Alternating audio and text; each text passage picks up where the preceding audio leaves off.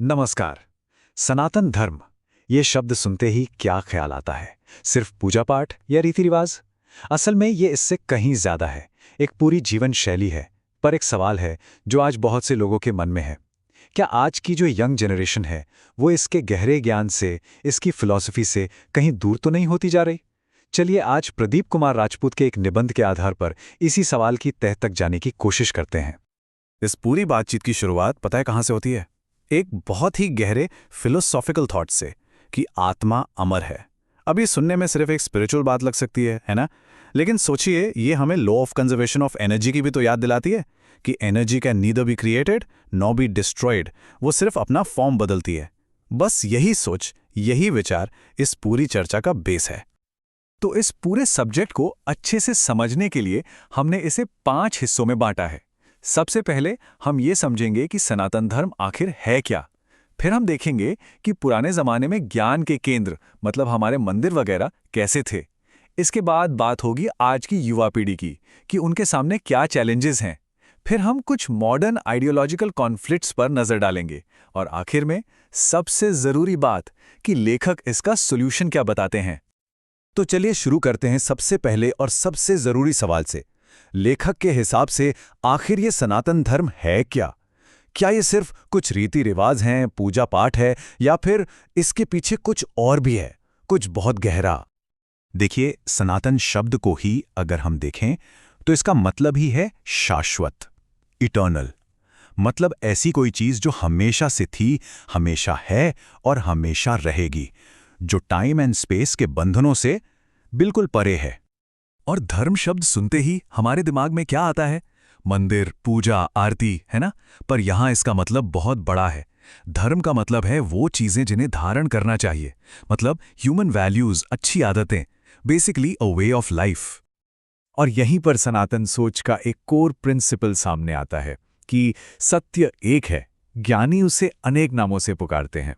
कितना खूबसूरत थॉट है ना? इसका सीधा सा मतलब है कि मंजिल एक है, रास्ते बहुत सारे हो सकते हैं और हर किसी को अपना रास्ता चुनने की पूरी आजादी है।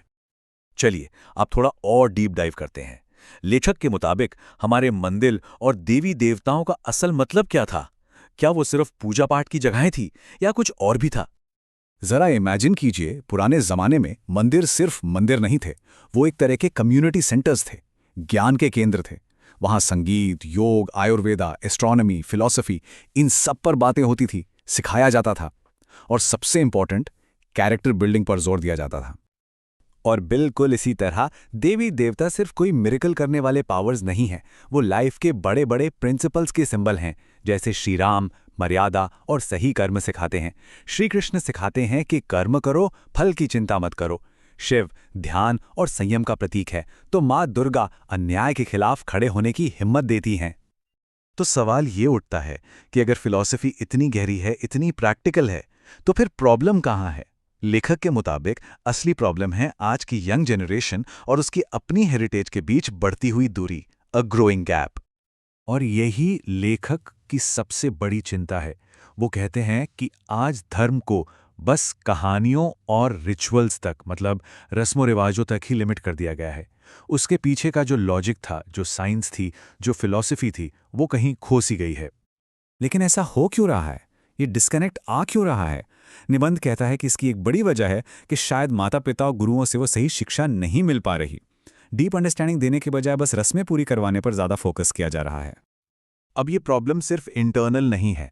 लेखक कुछ एक्सटर्नल आइडियोलॉजिकल चैलेंजेस की तरफ भी इशारा करते हैं जो आज समाज के सामने हैं। यहाँ लेखक एक बहुत बड़ा कंट्रास्ट दिखाते हैं।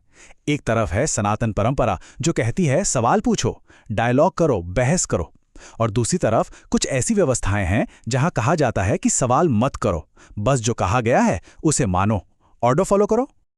इस निबंध में एक दावा और किया गया है। इसके मुताबिक कॉलोनियल और लेफ्ट विंग सोच ने इतिहास को एक खास तरीके से इंटरप्रेट किया है, एक ऐसी व्याख्या जो शायद समाज को बांटने का काम करती है और असलियत से अलग है। यही नहीं, निबंध में कुछ पॉलिटिकल पॉलिसीज की भी आलोचना है। ये तर्क दिया गया है कि वोट बैंक की राजनीति और आरक्षण जैसी व्यवस्थाएं पॉलिटिकल गेन्स के लिए समाज को एक करने के बजाय उसे और ज्यादा बांट रही हैं। निबंध में एक बहुत ही गंभीर आरोप भी लगाया गया है। इसमें गजवा-ए-हिंद नाम की एक कथित स्ट्रैटेजी का जिक्र है, जिसके तहत ऐसा कहा गया है कि युवा लड़कियों को निशाना बनाया जा रहा है और इसके लिए उनके धर्म के ज्ञान की कमी का फायदा उठाया जा रहा है। तो इतनी सारी चैलेंजेस के बीच रास्ता क्या है? चलिए अब देखते हैं कि निबंध में सॉल्यूशंस क्या बताए गए हैं। लेखक के मुताबिक सॉल्यूशन सिर्फ पूजा पाठ बढ़ाने में नहीं है। नहीं, असली सॉल्यूशन है एजुकेशन का तरीका बदलना। रिचुअल से फोकस हटाकर उसके पीछे के लॉजिक, साइंस और फिलॉसफी को समझाने पर फोकस करना। तो फिर धर्म का असली मतलब है क्या? निबंध में मनुस्मृति से धर्म के 10 लक्षण बताए गए हैं। धैर्य, क्षमा, संयम, चोरी न करना, पवित्रता, अपनी इंद्रियों पर कंट्रोल रखना, बुद्धि, ज्ञान, सत्य और गुस्सा न करना। ये लिस्ट देखकर साफ पता चलता है कि धर्म असल में एक एथिकल और प्रैक्टिकल वे ऑफ लाइफ है। तो माता-पिता और शिक्षक क्या कर सकते हैं? निबंध में 3 बहुत प्रैक्टिकल स्टेप्स बताए गए हैं। पहला, बच्चों को सवाल पूछने के लिए एनकरेज करें। दूसरा, उन्हें सिंबल्स के पीछे की साइंस और लॉजिक समझाएं।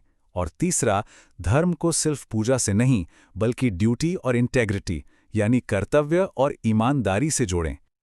और आखिर में उपनिषद का ये एक श्लोक, सत्यम वद धर्मम चर स्वाध्यायान मा प्रमद, ये जैसे पूरे निबंध का निचोड़ है।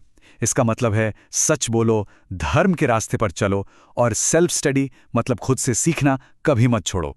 और शायद यही हर पीढ़ी के लिए सबसे बड़ा और सबसे जरूरी संदेश है।